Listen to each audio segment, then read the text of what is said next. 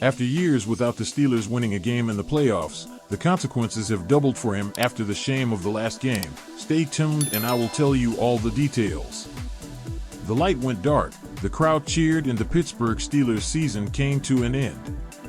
With 8 years of no playoff wins, the Steelers enter an offseason with more questions and louder noise than they ever have. Attention has turned right toward how they plan to fix things and who need to get rid of. And at the top of that is Mike Tomlin, who many want to be gone before the start of the 2025 campaign. At one point in time, Tomlin was considered one of the top 2, maybe 3 coaches in the NFL. He has never had a losing season, remains one of the best motivators the game has ever seen, and wins tight games in big moments, or at least he used to. Lately, that's not the case. In the Steelers' 8-year drought, they've put up some unthinkable downfalls, highlighted by a 73-0 score between all playoff opponents in the first quarter over the last 6 games.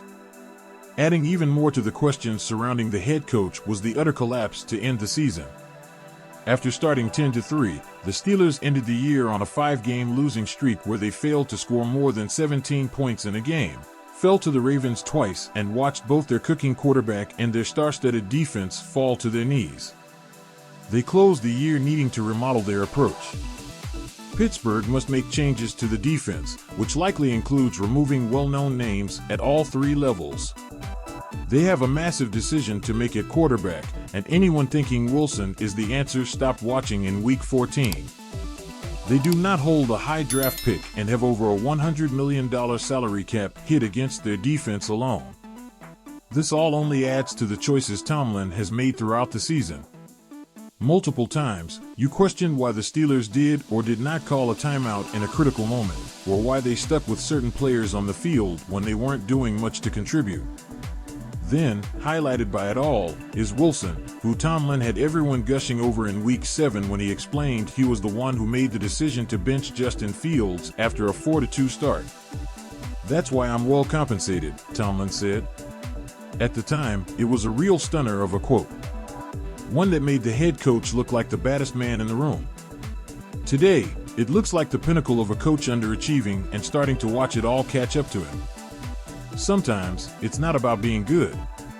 Tomlin is a great head coach. Sometimes, it's about not being in the right place. Sometimes, it's about getting stale. Tomlin's once dominant run in Pittsburgh may have run dry, and if so, it's time to admit it. The questions are big. The answers seem non-existent right now. And maybe, just maybe, the Steelers' first step toward returning to glory is moving on from the head coach they once thought would always be their best option.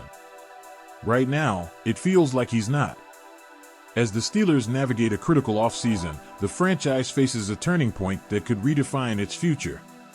Will the bold decisions required to rebuild include a change at the helm, or will Tomlin find a way to reignite the spark that once made him one of the league's elite? The path forward promises to be as complex as it is uncertain.